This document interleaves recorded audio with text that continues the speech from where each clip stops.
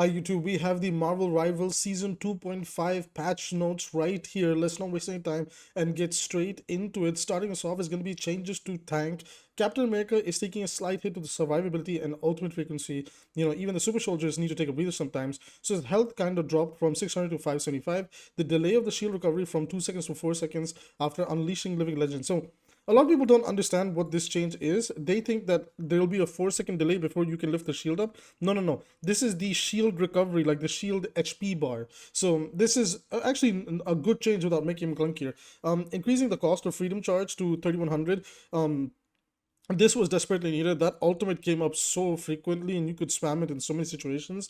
Also, for what it's worth, I have the top win rates of the characters in Celestial and all the way up to top 500. Here's the little image of that over here. And as you can see, Captain America had the second highest win rate. And to be fair, Mantis gets played in very specific compositions. She's not that bad in the current meta. There's definitely better options, but you can definitely make Mantis work depending on the comp. She does work really well with the Venom and Spider-Man dive comp. If you're attacking especially, she can enable both Venom and Spider-Man to have even stronger breakpoints. So I like to call that comp the bugs comp. So Mantis fits in with the other bugs pretty well. But Captain America has the second highest win rate in the game. And this character, unless he's getting banned, can be played pretty much everywhere in every comp as long as you know how to adjust your playstyle. He did so much for the amount of gameplay that he had to do. The problem with Captain America is that he wasn't working at his skill ceiling where you are very good at comboing all his abilities together and you know what you're doing.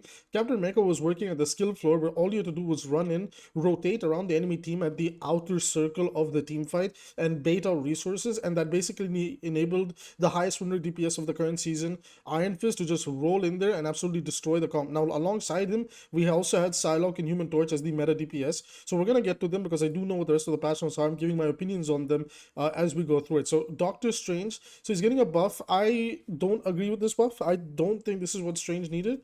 I'm willing to try it out. Maybe it actually feels much better than before. Honestly, this is more quality of life to help him feel more consistent rather than awkward. So the damage fall off on his primary fire has basically, like, they've adjusted it starting at 10 meters and reducing to 62.5% at 20 meters to starting at 10 meters and reducing to 80% at 20 meters. I assume this is a buff. I'm not entirely sure how they write this stuff up and it's so all over the place. I guess he can take more distance now with his left clicks. They can go a little bit further. I assume that's what this means. I could be wrong, so please just let me know in the comments like what this is actually supposed to be. I do know it has something to do with the fall off. So remove the fall off from Maelstrom of Madness. Funnily enough, I actually like this fall off change, and I think it was a good way to balance out the stronger Maelstrom of Madness. But in my opinion, the problem with Doctor Strange, well, actually, I think if we look at the trend that they're taking tank in general, they're actually nerfing tanks' damage because, well, there is an argument to be made that there are just some tanks that were doing more damage, and even like were so much more consistent than the actual DPS, which, like Emma, when she goes into her diamond form, was better than like half the DPS roster at DPS's job. Groot was also a character. Groot is a character actually who does like very, very good damage and can build his ult like on a 30-second cooldown. I don't know if anybody's watched one of those tournament matches with FlyQuest and Sentinels. They're like one of the Groot players. Like, for the life of me, I cannot remember. He basically built his ult in 30 seconds right after casting it and then got the next one in 45. Like, Groot's damage is crazy. So I do know Groot's in here. We'll get to him in a second. So Emma Frost. Personally, I know Emma can be really frustrating in some cases, but I actually think she's a very healthy tank. So, this is her changes. They've increased the range of her telepathic pulse, which is her left click. She desperately needed this. It looked really awkward on the screen as well. It didn't translate well, so very nice. Decrease the shield value of her mind Aegis from 500 to 400. I don't think this was necessary. Like, even if they wanted to do this for Mind's Aegis, I would have liked it if they actually increased the shield size for the Mind's Aegis. I believe this is her barrier that she throws out. I think it's a little bit inconsistent, but at the same time, they don't really want double shield taking over because given the where the direction of this patch is going, it does kind of seem like Emma, Strange, and Mag might be the top three tanks, but we'll get to that in a second. They've increased the cooldown of Carbon Crush from 5 to 6 seconds. Again, I don't like this. I don't think this was necessary. I understand why it's been done, but I'm just not a fan of it. Like, the compensations, like she's basically gotten 3 nerfs for 1 buff, which is awkward, right? But again, it's the thing is, I'm always a guy that's always about philosophy. So if they're doing this to like all the tanks to kind of tone down their damage because tanks are like becoming way better than DPS at securing kills, so they can allow DPS to shine, I'm okay with it. So again, the trend follows: decrease the hit damage of Crystal Kick from 50 to 40, decrease the extra damage done when propelling enemies into the wall from 100 to 90. This isn't that bad. This isn't that bad. Like, Emma will still be a very, very strong tank.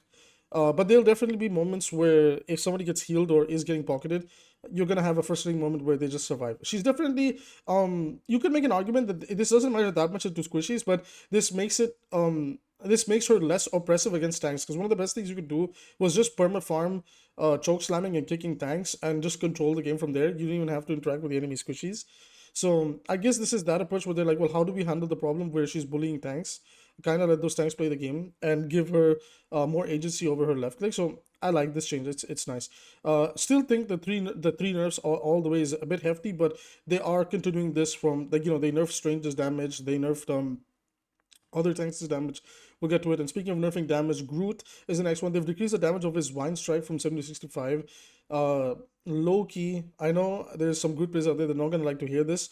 But like, guys, your character does everything. Like, there has to be some weaknesses, right? I would have even gone for Groot having 60 damage. I'm okay with 65. The Ironwood wall, this is the one wall he puts up that helps him sustain. They increase the cooldown from 8 to 12 seconds.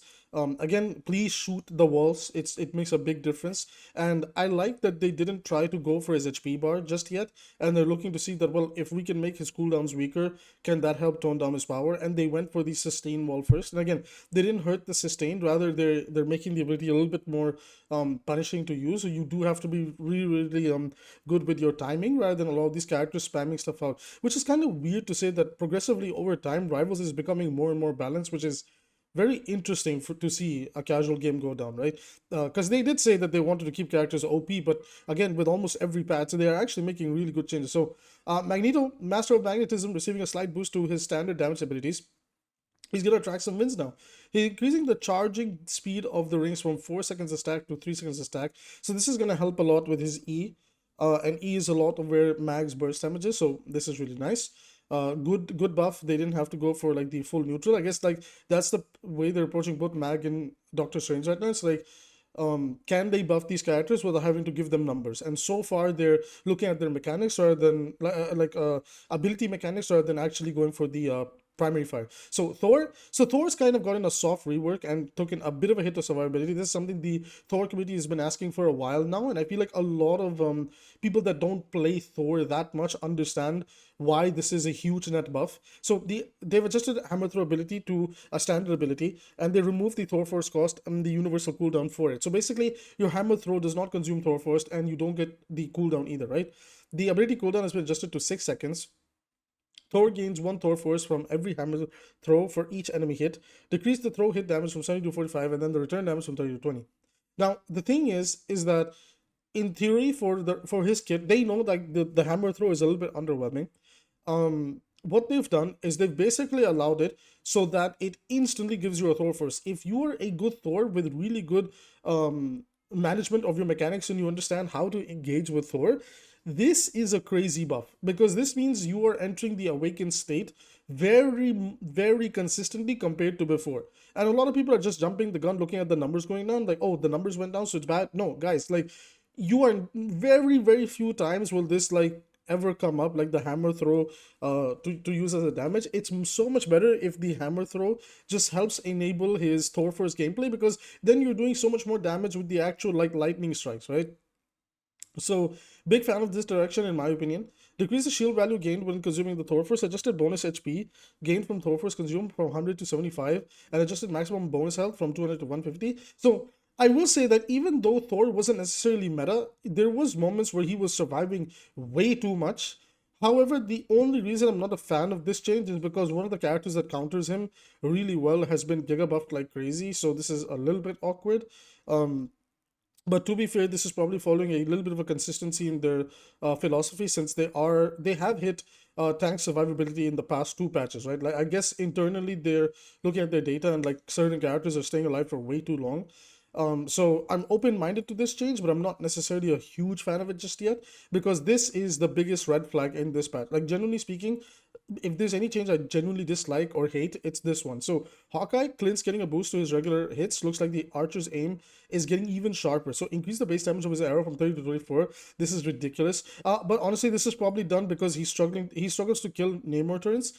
Increase the projectile damage of the blast arrow from 15 to 16. Increase the spell field damage. I believe this is the AoE radius. So I guess this means because it's either spell field damage means that the damage on the outer cone, or spell field damage means the projectile size or the AoE or something like that. So no, it is the AoE. I'm silly. This is the blast arrow. Sorry, I was thinking about his primary fire. Blast arrows is E. So they buff blast arrow even further, and then they increase the maximum focus from 70 to 75, increasing the charging speed. So they've nerfed him in some places. To kind of compensate for trying to make the baser kit feel a little bit stronger.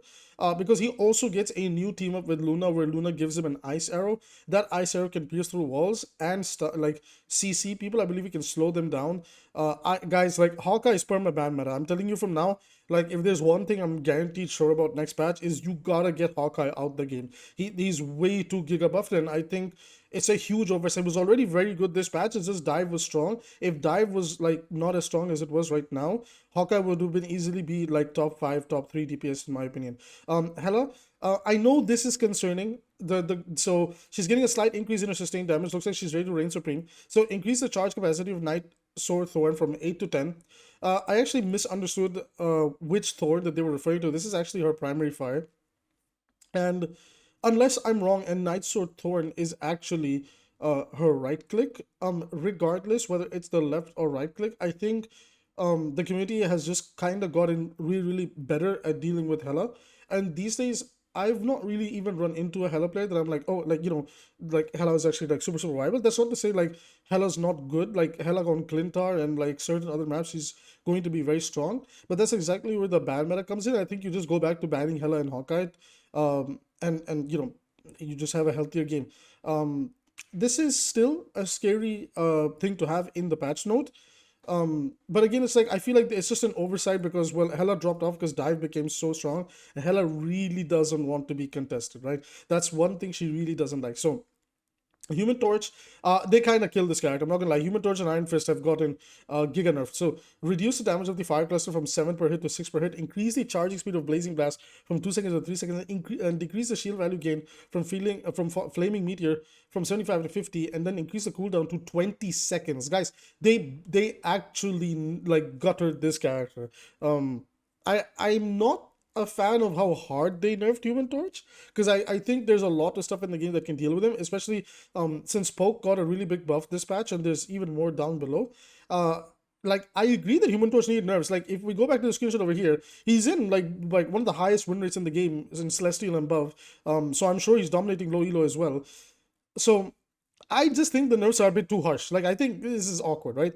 So Iron Fist, basically, they've just nerfed him. Like, if you want to read what they did, so lowered the dragon's defense damage blocked bonus health conversion from 1.5 to 1.3, and then decrease the max bonus health converted from damage block from 200 to 175. He desperately needed this, guys. Like, this guy turning into a tank, doing rapid fire damage, and being able to chase you across the map at like the skill floor of the character is ridiculous. I love Iron Fist. I think he needs I think there's a place where Iron Fist can definitely work, but it's gonna have to be as a niche pick, because this character is way too strong for the little input that you have to do, and pretty much the only skill that you have to do is be good at controlling his jumps to cancel like unnecessary movement.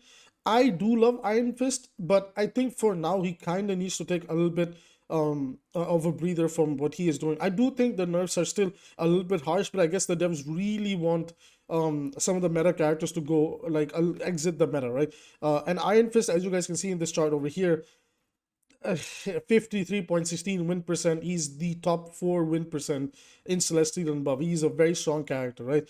I'm not going to look at pick rates because the pick rate problem with Mount Rivals is a very different thing. You also have hero bans to account for, but the win rate for the character is very high, right? Very high.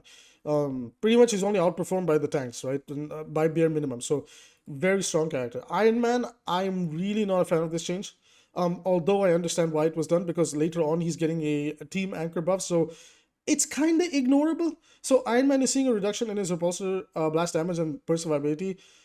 So they removed him from Gamma Overdrive. I really don't like that. And he gained a team anchor effect from the Stark Protocol team up.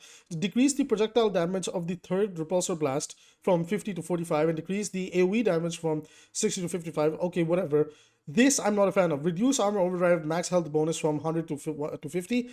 I don't like this. The only thing that could make me like this is the second you press E, you get the overhealth. Then I would like this. But the fact that he has to fully wait out the animation and then he gets the overhealth, and it's really not that hard to deal with Iron Man. There's a lot of ways to deal with Iron Man. There's so much poke characters that got buffed. I think this is again one of those things where it's a small oversight. I don't think Tony is gutted. I think Iron Man will still be strong. Like we now know, especially if you're watching high level play, like Iron Man has a really good spot in the Wakanda payload map on both attacking and defending. He does a really good job of stabilizing that. But I think internally, like when they played Ultron and Iron Man together, they realized that these two were pretty much made for one another, hilariously enough. And they're gonna work out just fine. So Iron Man, maybe I'm overestimating his nerfs. Like now that you're gonna be playing Iron Man and Ultron, basically this game's version of Farah Mercy, it's gonna it might actually still be strong. So I might be overestimating it. Namor. So Namor is getting a very interesting power shift and he's getting nerfed a little bit. So the cooldown of Blessing of the Deep has been increased from 15 to 20 seconds. That's basically his shift. So survivability has taken to be honest, this is a very big hit.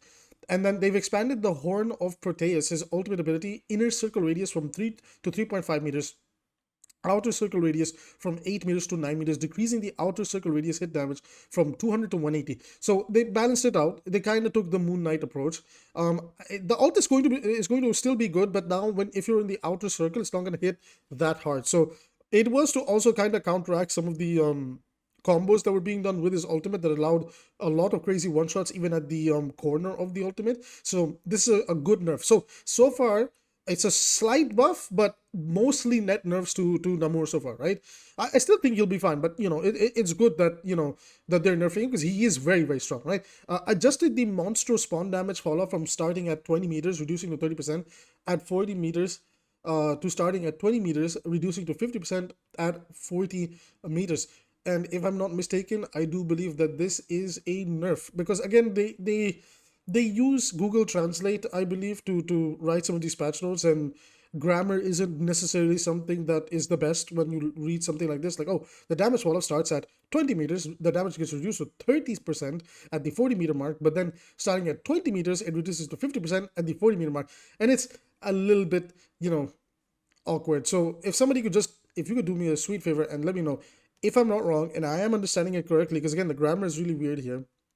This is a nerf, right? So technically Namor got a very tiny buff but got really big nerfs as well, right? And it's not just nerfing him here either. They did nerf his team up. We'll get to that later.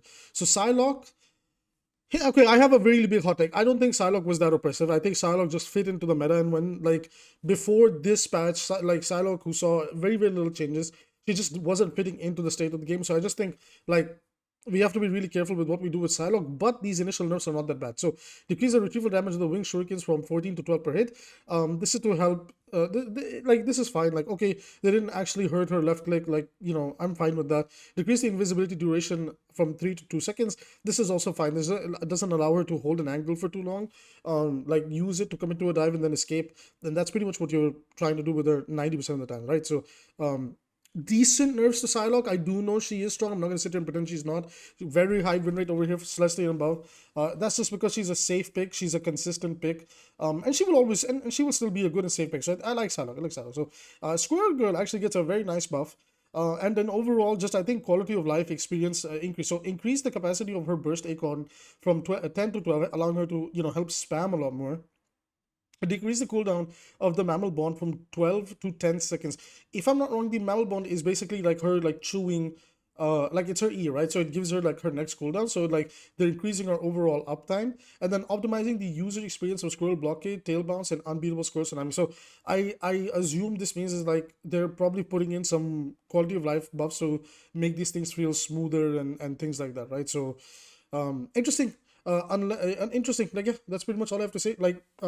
I don't think Squirrel Girl was bad. It she even though she can be really good as an anti-dive tool, she just didn't want to play into the sustained based dive comp, which is Captain America and Iron Fist, because both of those characters can sustain really hard. However, she was a very, very good and underrated pick, in my opinion, into Spider-Man and especially Venom. She could bully the shit out of Venom very well, right? So, Squirrel Girl, especially if we're going to be going into a bit of a brawl poke meta, Squirrel Girl will have a very strong place in that regard. Star-Lord, so Star-Lord is actually getting a buff. Don't know if he needed this. I'm actually a little bit scared, but he does take a small nerf, so his ultimate charge has went up quite a bit. But basically extending the maximum target range, adjusted the damage fall off, they've given him more range on his ultimate, which is terrifying, and I can understand why they're giving him a little bit more range. But yeah, it's scary. Star-Lord is very good, so I don't think he's bad. This is the second one in the past notes that I'm a little bit disappointed about. So Storm was slightly improving her ultimate ability intensity. The Omega Hurricane is now doing a lot more damage. Obviously, like there's been a healing power creep, so some characters that are being a little bit left behind definitely was Storm. And Storm, she is getting a new team up with Jeff in this season, and I think her neutral kit could have used a little bit more help. But maybe like with Dive kind of going away and less Spider-Man and especially Spider-Man team up, like Storm should probably find her place back into the game. So this is good. Like I think it's okay. Like this is good. It's a good buff, but it's like I wish there could be just a little bit more, because like again, there's so much hit scan, like so like Hawkeye, Hela, and now Punisher has been buffed as well, and I just think there's so many responses to flyers now, right? And the fact that the flyers are generally weaker now. Like I think all three flyers are a little bit on the weaker side, or maybe on the safer side of balance, right? Punisher is getting a boost to his mid to long range damage, so reduce this movement slow rate of final judgment from 20% to 10% when he's not shooting, but when he is shooting, the slow is to 30% from 40%. Good changes. It makes the ultimate feel better to use. Increase the magazine size from 30 to 40, single hit damage from 18 to 19, and slightly reduce the spread when firing. Now this, he's also become a team up anchor, and basically he's doing 20 damage per bullet, because that's the passive buff he gets off of the team up anchor thing. We might be in Punisher meta, guys. And look, I enjoy Punisher. I don't really hate the character. I think he's fine. There's like a million ways to deal with him. And he's a pretty healthy character, so it'll be a nice change of pace to see Punisher come to a little bit of a better spot where he can actually punish people and not tickle them, right? So looking forward to seeing how this is. Although if they did want to buff his left click, I would rather nerf the shotgun a little bit, because it is really frustrating for tanks to play into that shotgun. So that's just my opinion. Strategist Jeff has been like completely reworked. So I will say this: Jeff's review is going to be saved for a video. Okay, there's a lot that's happened here, and I think just trying to guess how all of this will come together without playing it is stupid. There's a lot of people that are like, no, you don't get it, like Jeff is dead, because low-key at first glance this actually looks like a good rework that allows him to actually be a support and not a budget DPS. So thumbs up in that regard. At least I like the idea behind the rework. Luna Snow gets a bit of a buff. Okay, guys, calm down. Hold on. Luna's neutral feels like ass in the current meta, right? And that's the only thing they need to like help out a little bit. Now, here's the thing. They've nerfed her alt charge even further to 5,000. So basically, good Lunas that are good at landing the shots, which by the way, there's not that many, will not, they can't coast by on the character, right? And then a new effect to the absolute zero, but that's basically her stun. It gives her 50 bonus health per enemy hit. I don't know why it says per enemy hit, because she can only, I think, freeze 1% at a time, so she will only get 50 bonus. And this is probably done so that if you stun somebody and you try to run away, you have like the extra health to keep you alive and move on, right? So interesting changes. Again, to be honest, Luna is a pretty fair character. She's a hit scan. She has to aim like literally all her abilities. The only bad part about Luna is when you come to the ult, and it's one of the most frustrating ults in the game. I don't understand, like, why don't they just nerf Luna's ultimate duration? Genuinely, that's the only thing that's holding this character back from actually being pretty damn balanced. Otherwise, I think the rest of her kit is actually fun. I like Luna. I don't even feel that frustrated dealing with Luna anymore. I actually like, yeah, I mean, it's fine. 5,000 is a really hefty cost. So if you're bad at Luna, like, you're gonna feel this nerf hard. This is a very, very hefty cost. So yeah, that's my opinion on Luna's case, and also she has lost the team up with Jeff, so that's something to note as well. Rocket Raccoon. So Rocket's survivability takes a small hit. He's a very strong character, guys. He's in by far, even in Celestial and above, one of the strongest characters in the game, in the top win rates as well. And then for the global, we'll check it at the end. We'll check Rocket State. He is the #1 win rate and pick rate character in the game right now. So also he's blasting off from the Ammo Overlord, losing the team up anchor bonus, but he's getting a new team up anchor bonus. So they just reduced their repair mods' direct hit healing amount from 55 to 50. So this was desperately needed. Not only was the character super easy to play, but that like new passive effect that comes where if the heal orb bounces and then touches a target, it applies a buff, or like it applies a one-time healing buff, and then if the ball keeps bouncing, it does more healing. It's a little bit confusing to explain, but if you guys have played Rocket, you know what I'm talking about. So good nerf, good nerf. I would have also liked to see maybe a small outcost nerf to Rocket, but I think the fact that his ult is very interactable and you can just insta destroy the device, I'm okay with this, right? So new team ups.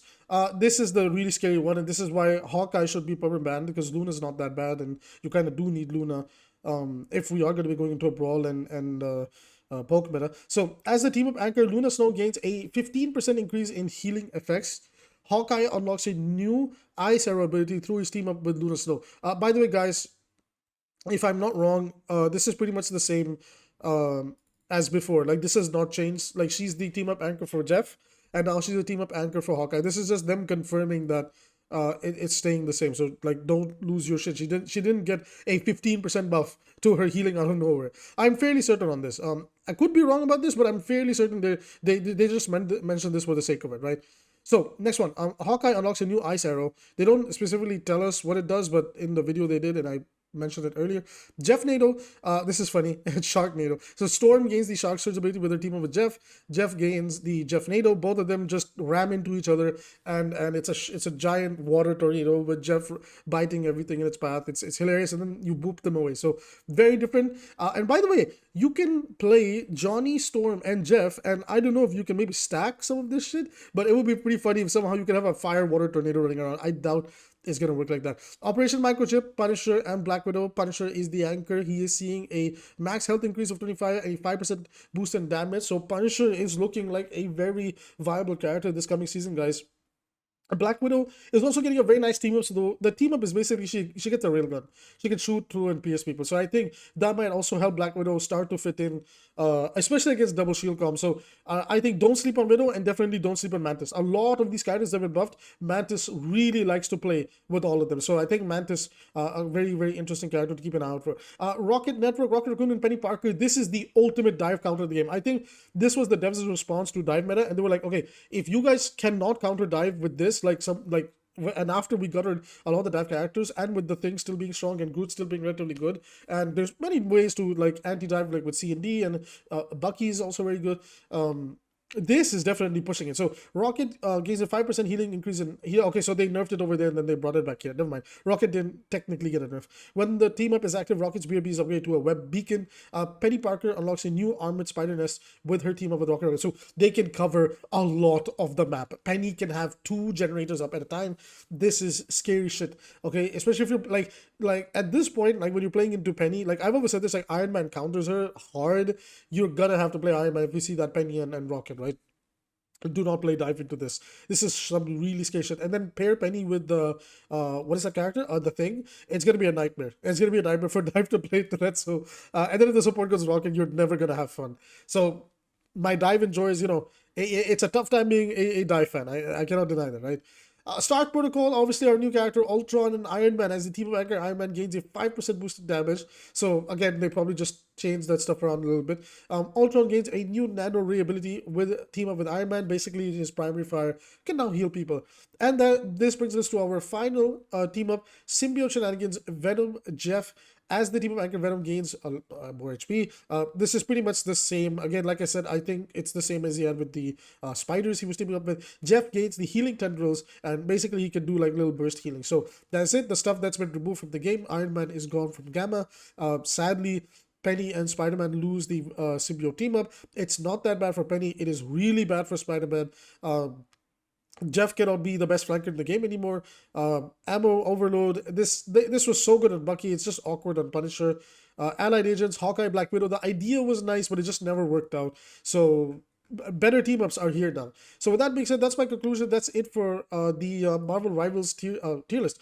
This is the balance match. So I think the balance match is an overall good 8 out of 10 for me. I'm looking forward to seeing how the meta shakes up. I will definitely talk more when the tier list comes out, because man, like this could have been a new season on its own. I'm like, this is why I wish even Overwatch did like these bigger, riskier patches, because it really shakes up the game. So really happy to see Rivals, as always, going for the really big like swings with their bat. Looking forward to seeing how the game evolves, and see you in the next one.